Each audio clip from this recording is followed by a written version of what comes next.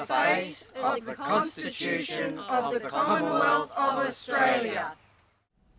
I am the most important document in this land.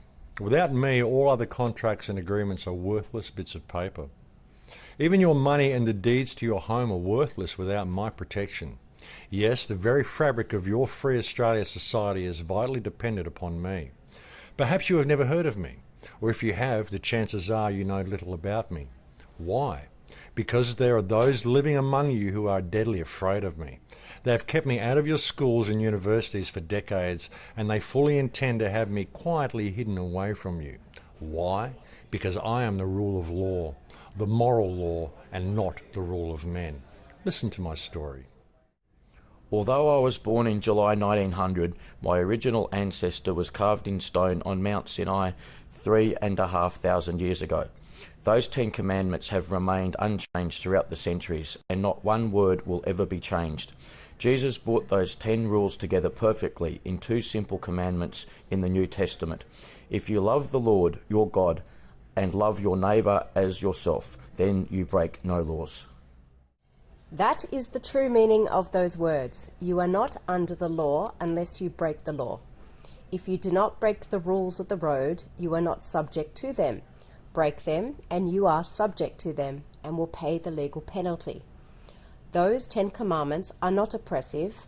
They are the foundation for maximum freedom and rights for individuals in any nation at any time in history. 8 centuries ago, another great ancestor of mine was born, Magna Carta, one of the most magnificent documents ever written by man. The people of England, the barons and the church leaders had had enough of King John behaving like a dictator, so they made him sign the Magna Carta in 1215. It guarantees so many freedoms, rights and responsibilities that you take for granted today, but you have been kept from knowing about.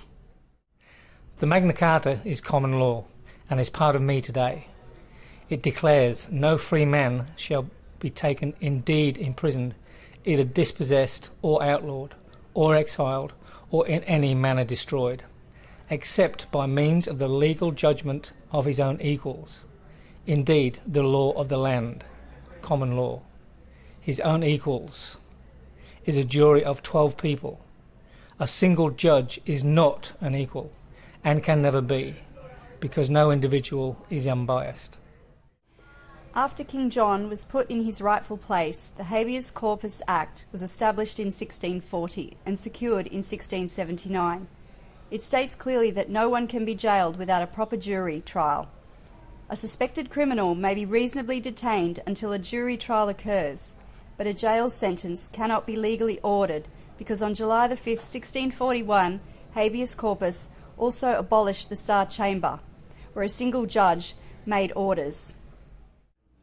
It was also known as the Star Chamber of Satan and was despised by parliaments and the church. It was outlawed for 400 years because of its anti-Christian procedures.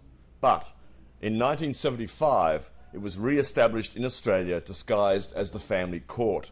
More on that shortly. The Bill of Rights was written into law in 1688 with additional protections. It is part of me today. It is common law. In 1899, I was adopted by the Australian people in a referendum, and I became your most important deed in 1900. I became well known in your homes, and you knew that my rules apply to everyone, no exceptions. I was taught in your schools and universities up to 1975. I am drawn from the very best of the tried and tested wisdom of the centuries for the rule of law, for any nation, not the rule of greedy men, who have no allegiance to anyone but themselves. I am written in simple English in numbered sections, dealing with various areas of your life and your culture. Read me. I am straightforward and easy to understand. You can download me from the internet and print copies for your computerless friends to read and to get to know. Since 1900, there have been amazing changes in technology, but whether you drive a horse and buggy or the latest supercar, human nature does not change. Those wise men who hammered out my words over the centuries knew this, and they allowed for it. Yes, I can be changed, but only by a majority of you, my people, in a majority of states, in a referendum. And this includes the so-called laws of local councils. They call them ordinances. Yet they continue to illegally create new laws and bylaws without your knowledge or consent. That includes any laws that tamper with your food, your water supply, and even daylight savings. In September 1988, they tried to sneak a new law through which would give local councils the power to make laws as they pleased. This was rejected by you, my people, in that referendum. Any council's laws that conflict with common law are illegal. No one, not even a policeman, may legally enter your property without your consent or a proper judiciary order. If anyone says they are authorised by town council, that is a lie. No council, no government department, nor any private organisation can authorise one person to make a rule over another. Those counterfeit policemen and women have no legal authority over you, no matter who they say they work for. So if they do enter your property, threaten you in any way, or try to take anything which is legally yours, have a video camera ready and record it. They hate it. Remind them that an order by a single magistrate is not a judiciary order. It is illegal because it is a violation of common law and comes under slavery in the Criminal Code Act 1995, section 268.10. Any council laws that conflict with common law are illegal. Proper rules are not oppressive. They are there to protect freedoms. Before we play golf, we all agree to abide by the rules. The ball shall be played where it lays. Is to be obeyed by everyone, but that rule could be changed, providing we all agree before we play.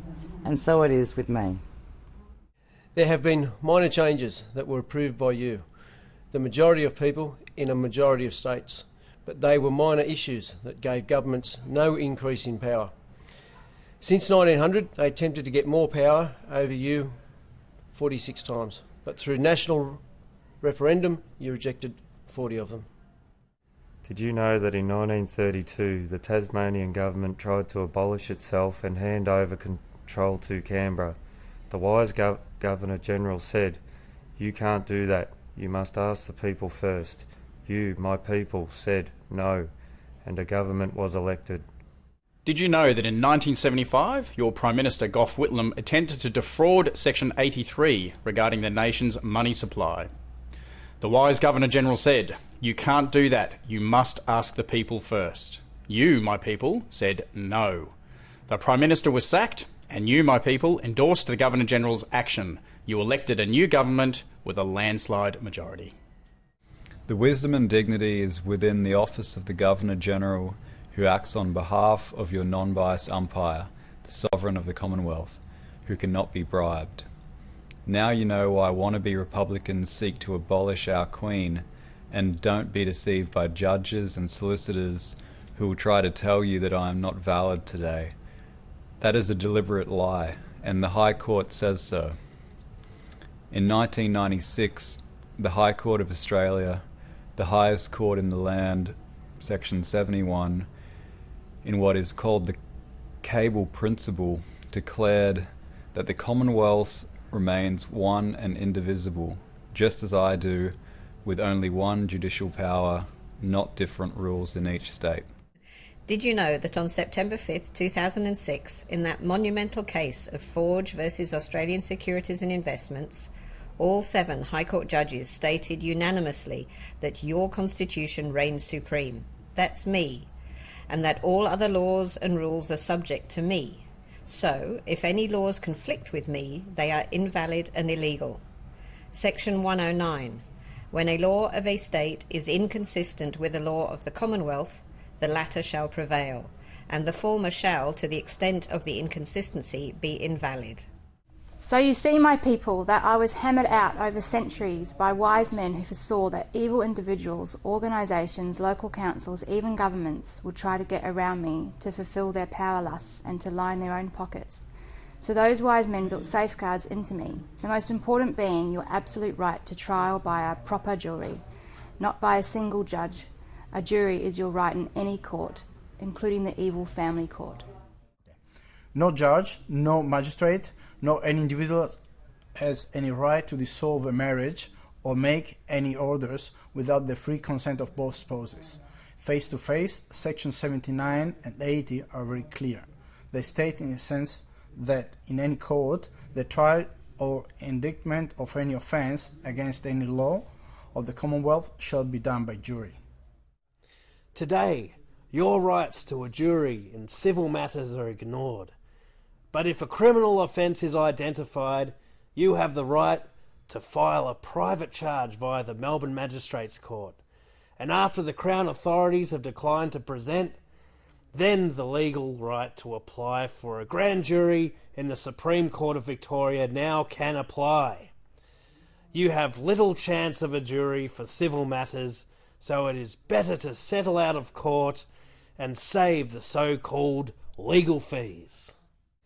Marriage is a Commonwealth issue, Section 51, and the Bible laws, especially in Mark chapter 10, all of it, are the guidelines. In fact, if any section of me is to be interpreted, then the Bible laws prevail, as stated in my preamble. To ensure safety, we all drive on the left-hand side of the road. Likewise, in our society, we all abide by Christian principles. When you are asked to swear on the Bible, not on any other document, it means that you and the judge and everyone in the courtroom accepts that the Bible laws are supreme, even above me, because my rules are derived from the laws in the Bible. There were 12 disciples, and 12 have been the number of jury persons selected by Christian society to be effect judge, plural, small j. That is a word in my section 79, which has count with lower c, and judges, plural, with lower j. This is most important. Small c court is simply a hearing, and no judgment, no orders can be made there without your consent. Small j judges, plural, is a jury. A judge is not a justice without a jury decision. If you face a judge who went to law school later than 1975, you may need to inform him that there have been no referendum to tamper with Section 79 or 80 or 109.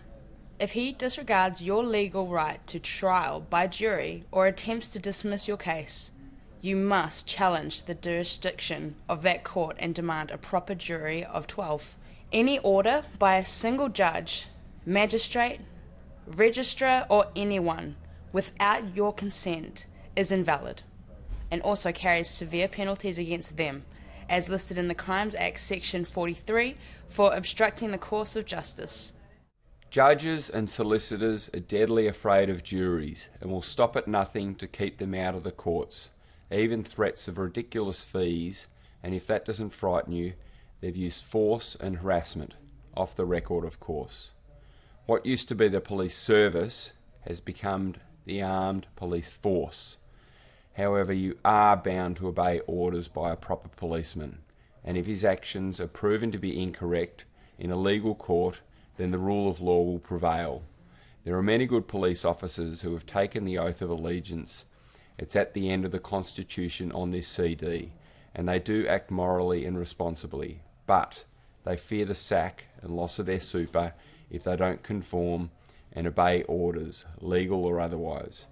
Nevertheless, one of the results of the Nuremberg trials, now adapted worldwide, states that even if you are obeying orders when committing a crime, you are personally guilty of that crime. The judiciary will try to confuse you in legalese language. Some may rant and rave at you. Some may ignore you and even attempt to order you to leave the court. But take no notice. Stand up to them and know your constitutional rights. Remind them that the court does not belong to a single judge. It's your court, the people's court, and has been since 1215. When you go to court, do not go alone. Take a group of friends to witness the proceedings. It is a public court, They have every right to be there. Sections 79, 80 and 109 are most important. Learn them off by heart.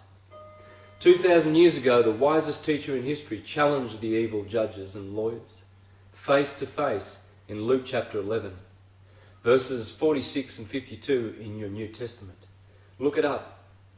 But their descendants are with us today in every nation. They have not changed their nature nor their plans, only their appearance. Listen to me, my people. I am the rule of law, but those who Jesus rebuked on several occasions seek the rule of men. That means ultimately Republican dictatorship. Now, you say that USA is a republic. Yes, it is. But what has prevented it becoming a dictatorship is they have the Second Amendment in their constitution, the inalienable right to bear arms. No dictator can successfully take over a nation while the people are armed. Did you know that in Switzerland and some American counties you can be fined if you do not have a gun and ammunition in good working order in your home? Switzerland has little crime and no home invasion.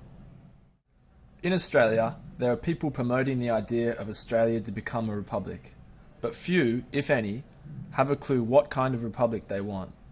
But they do have one thing in common. Their number one objective is to eliminate me, your constitution. Why? Because that is exactly what has been done by every dictator in history. Step 1. Disarm the population. Step 2. Plunge the nation into impossible financial debt. Step 3. A republic. Step 4. A dictatorship, worse than any that has ever occurred in history. In 1990, Kim Beazley was asked a question in Parliament from Senator Button. Beazley replied, "The United Nations has given the federal government a mandate of ownership for housing, farms, property and business to government control, once the Republic has been proclaimed. So there you will have it, the real purpose behind the push for a Republic, which will become the worst dictatorship in history. Why? Because of today's money power." Over history, money has been in many forms. Gold and silver, cattle, coconuts, and even rum in the early days here.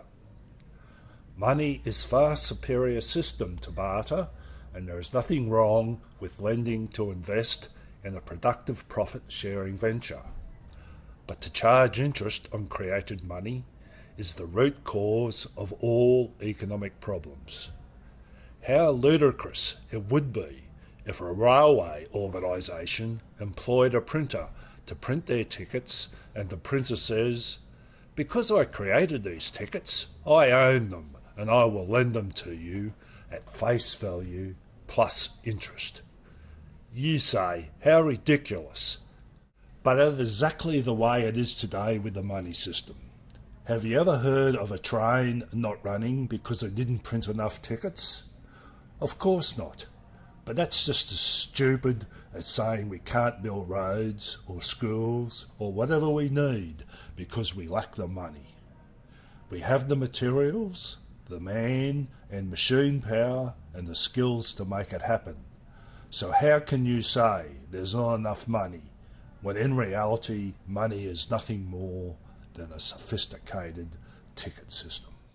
Today, the money or ticket system is 95% computer blips and only 5% notes and coins.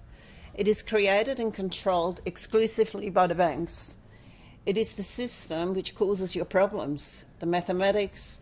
If the interest rate is 5% on 100% loan of new money, then 100 plus nothing does not equal 105, which is the amount the banks demand you pay back.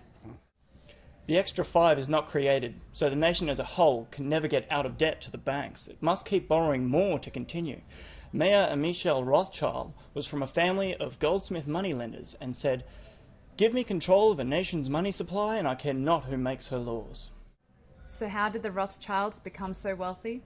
Around 1690, the English King William needed money for a war with France, so he borrowed £1.2 million, a staggering amount, from the Goldsmith moneylenders. Their reward? He granted them a charter with the Bank of England in 1694, which made it legal for them to charge him 8% interest. This was the beginning of the modern, privately owned banking system. It has taken them only a few hundred years to become the only source of money, and your slave masters. Did you know that the Reserve Bank is not a government operation? It became independent in 1960. It creates money out of nothing, but that is not the problem, as you'll see. The problem is the Reserve Bank is just like a printer of railway tickets. It pretends it owns that new money and it lends it to your government with interest on top. It takes a mortgage over your taxes, and now that you know that a large money of your tax, where they go, and ask yourself or anyone who should know, a politician, a financial advisor, a bank manager, a hairdresser or a cab driver, they know everything. Ask them. If every nation is in debt, who is the creditor? You'll be dismissed at the answers. Did you know that under my section 51, 4, 12 and 13, your Prime Minister and your Parliament have the duty and the legal power to solve the so-called dollar crisis in only a few weeks, with no interest and no debt. Governments and governments alone, not the banks, have the legitimate power to issue the nation's money or credit to represent the real wealth of the nation.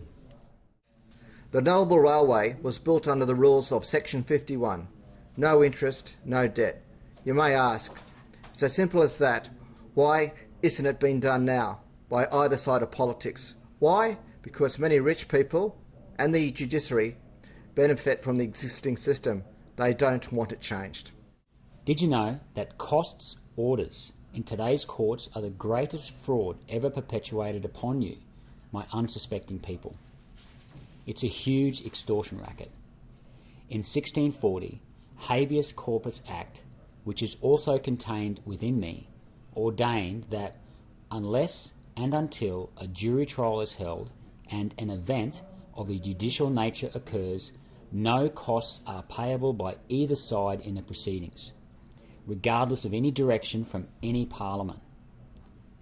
In other words, only a jury can award costs, and any ruling made by a single judge without your consent or a jury is illegal and invalid. Period. On August the 20th, 2001, the penalty was fixed at 25 years jail for both the solicitor and the judge who commit the crime of costs orders. It comes under slavery in the Criminal Code Act section 268.10. Did you also know, my people, that variable interest loans are illegal? For a loan contract or any agreement under common law, there are 8 essential elements. There must be 1. An offer. 2. Acceptance. 3. Sufficient consideration. 4. Capacity to contract. 5. Intention to enter legal relations. 6. Legality of purpose. 7. Genuine consent. And 8. Certainty of terms. Variable in the Oxford English Dictionary means uncertain. The fraud committed by the banks is contract fraud under common law, the uncertain terms of variable interest. Did you know, my people, that banks never lend depositors money? All bank loans are new money created out of nothing. It used to be at a stroke of a pen, but today it is nothing more than electronic blips in their computer systems. Traitorous politicians have given the banks the power to create the nation's money, which they lend to you and then demand interest on it. That interest can never be repaid because it does not exist. The only way you can pay that interest is to get money off someone else, who also got it off someone else. But it can ultimately be traced back to a bank loan, which is the only source of money today. Judges and lawyers deny the rights to trial by jury. That is how they prevent the evidence of fraud. They protect the banks who possess tens of thousands of families of their homes and property every year. They are directly responsible for many suicides in modern-day slavery. The slavery has long been a sad part of man's history, yet in 1907 it was abolished, and the dedicated efforts of one man, William Wilberforce.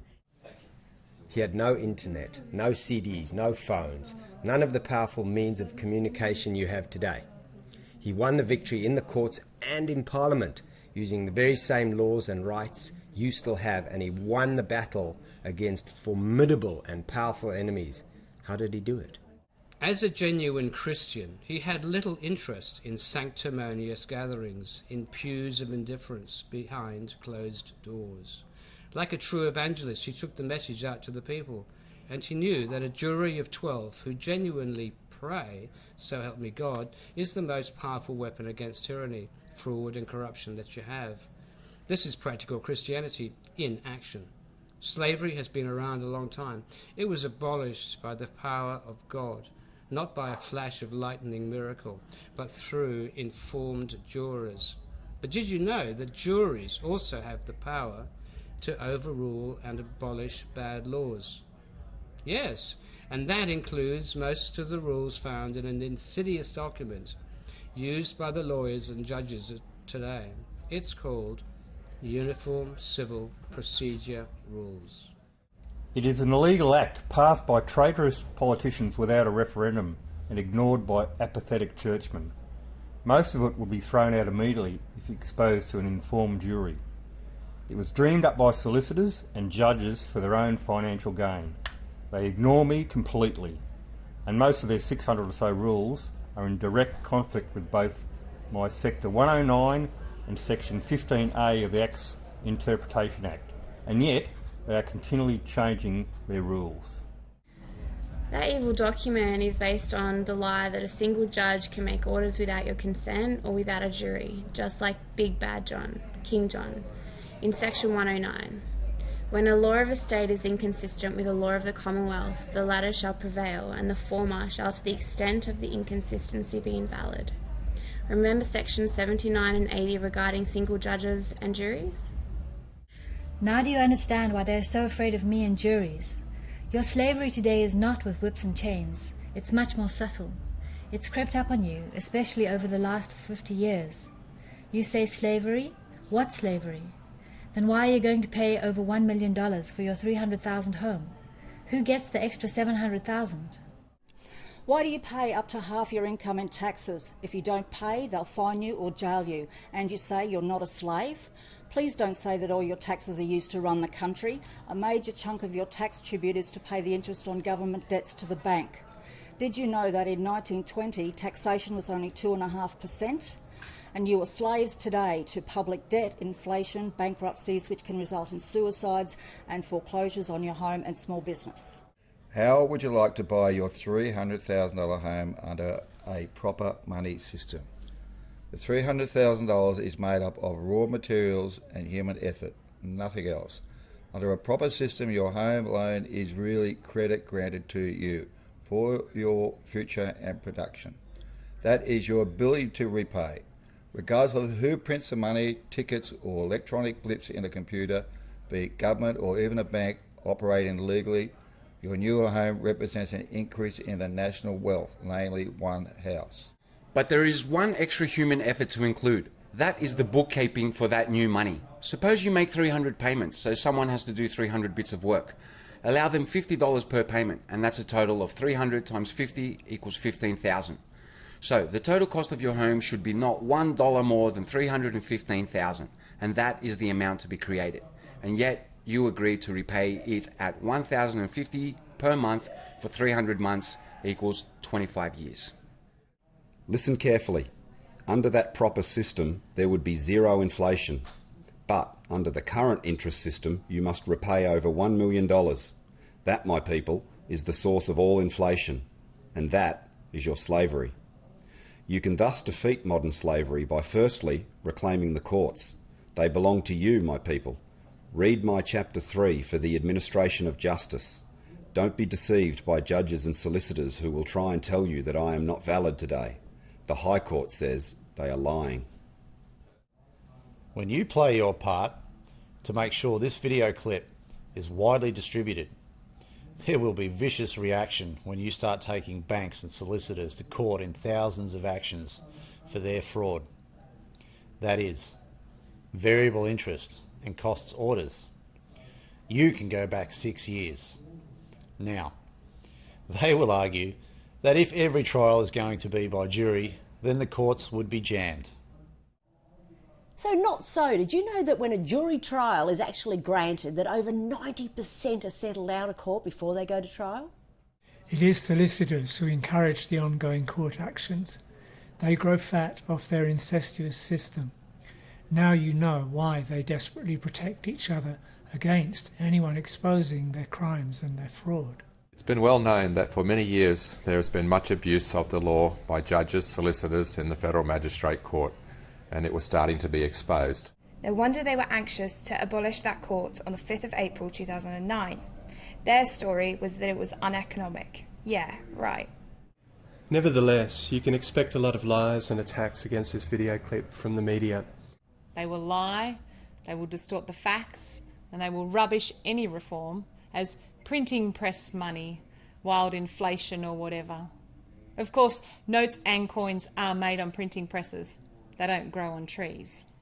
Whatever they try to do, even threats of massive financial crisis, don't panic. It's not a problem, because under Section 51 your government can, in only a few weeks, Restore your money system to represent the real wealth.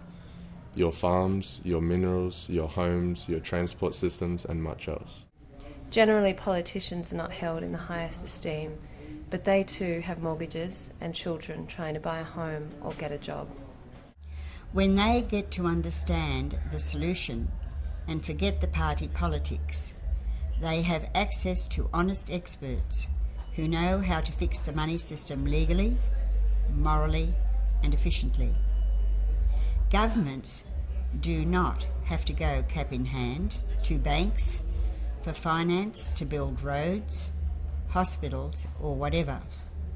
In Section 51-4, 12 plus 13, they already have the power to create real money with no interest for government projects. A new road costing $10 million is an increase in the real wealth of the nation. So governments have the right and duty to create that 10 million and distribute it debt-free to pay those who worked to build that road exactly as the Nullarbor Railway was built. Imagine what just a step forward would do to reduce your rates and state taxes and stop the ridiculous and traitorous action of selling off our state and national assets which belong to you. Remember, money is not a commodity. It is not wealth. It is a representation of the real wealth, which is owned by you, my people, not the banks. Now you know why they are so afraid of juries and why they are the real force behind the push for a republic. So, what can you do? When the Israelites were in slavery, Moses did more than pray about it. He confronted Pharaoh head on. And with persistence and divine help, the Israelite slavery was ended. Note, God's miracles came after Moses took action. When Fred Hollows was presented with a blind person, he did more than just say, let's pray about it. He used his God-given gift and operated to restore that person's sight. William Wilberforce did more than just give lectures on the evils of slavery in England. He and honourable churchmen confronted the slave masters in the courts with juries. Proper courts with juries are the best defence of your freedoms and rights. Not long ago, attempts were made to destroy your Australian flag, but the flag cried out to you. All across this great nation, more than 1 million people heard, and still listen to, the voice of the Australian flag, via radio, TV, the internet, cassette and video clip. Many heard for the first time that the design of their flag is really all about and what it stands for. Your flag drenched with the blood of those who gave their lives for you and the freedom you have today. Many listeners wept at the thought of this wonderful part of our heritage being destroyed. It would be like abolishing Anzac. My people, you listened, you rallied. You would not let your flag be torn down or discarded. And today it is more loved and held in greater esteem and awareness than ever before. The Voice of the Australian Flag CD was copied and distributed in the tens of thousands by caring people, and they squashed much the anti-flag movement. William Wilberforce defeated the slave masters in 1807. They can be defeated today. But they won't be defeated by academic lectures and meetings, and certainly not by revolution and violence. They will be defeated in the courts with informed juries. At this very moment, as you listen to me, hundreds of people are making 10 copies each of this video clip to give out freely. Give a copy of this DVD personally to your local Member of Parliament, as well as the pastor and elders in whatever you call your church. They probably have a mortgage too. Do not post it, they probably won't even see it. Find a way to put it personally into their hands. And letterbox this video clip in your street and theirs. Politicians will act only when they think they have the voters supporting them. Remind your pastor and church of elders, as William Wilberforce did. They should not be hiding their sanctimonious closet, desperately searching for any scripture to justify their non-involvement. Some of them probably live off interest too. They become so heavenly bound that they become no earthly good. The commandment, love thy neighbour, surely includes the responsibility of helping an oppressed neighbour. That's you, and in the public courts, if need be, especially in the family court, where the legal virtues feast on the carcasses of troubled marriages. Marriage vows are treated as a joke, and the last thing they want is marriage reconciliation. Why? No solicitor's fees. But if church elders did their job properly, there would be no need for Christians to go to court. Read 1 Corinthians chapter 6. They may help prevent just one of the 7 suicides each week, which can be directly related to the family court actions. When you go to court, don't go alone. Take a group of friends to witness proceedings. If it's a public court, they have every right to be there. Preachers should know me and preach about me regularly. Why? Because I am your day-to-day practical application of Bible laws on how we should live. All pastors, regardless of denomination, are ministers licensed by the government. They are bound by law and Almighty God to expose corruption in government and to reveal to their congregations any and every breach of me, your Constitution. All church leaders, regardless of denomination, are registered tax-exempt ministers, licensed by the government. They are bound by law and Almighty God to expose corruption in government and to reveal to their congregations any and every breach of your Constitution. So ask your church leaders, whatever their title, why they have failed to inform the congregation of how, when, and especially why Julia Gillard, John Howard, Kim Beazley and a host of others, including judges, have been charged with treason and are awaiting indictment by grand jury. You will probably be told, we don't get involved in politics, or some excuse. So remind them that this has nothing to do with politics. Church leaders are responsible to reveal any criminal offence since they are a minister who has taken the oath of allegiance. They are responsible for the knowledge in Hosea chapter 4, and by concealing a criminal offence, they are committing a criminal offence. So ask your pastor to do a sermon on the Constitution and ask how the churches intend to have the legal uniform civil procedure laws abolished. The court declared they are illegal in 1996. Where does your church leader stand on this most important issue of moral law? I was given as a free gift to you, my children, by a wise and patient ancestry. Now it is your turn. Make copies of this DVD as a gift to everyone you can in your area, in shopping centres, everywhere, because somewhere today there is another William Wilberforce just waiting for you to give him a copy of this DVD. Through me, your wise early fathers extended practical Christianity to everyone, rich and poor. Without me, you will surely become slaves to some kind of republican dictatorship under the international bankers. It will be worse than communist China or Russia was. No private property, no rights, no juries. Both the bankers and the judiciary want to become a republic more than anything else. The judiciary wallow in their power, they fear and hate the rule of law, and they protect the banks, who grow rich off you. I have been set in place to protect you against them, and anyone who attempts illegal power over you, no matter where you live. I was born from God's holy word, a wisdom that none can dispute.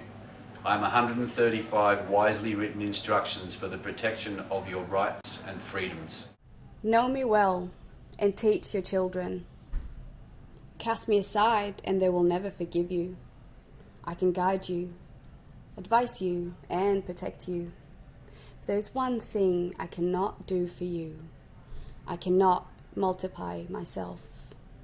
For that, I need you, lest you forget.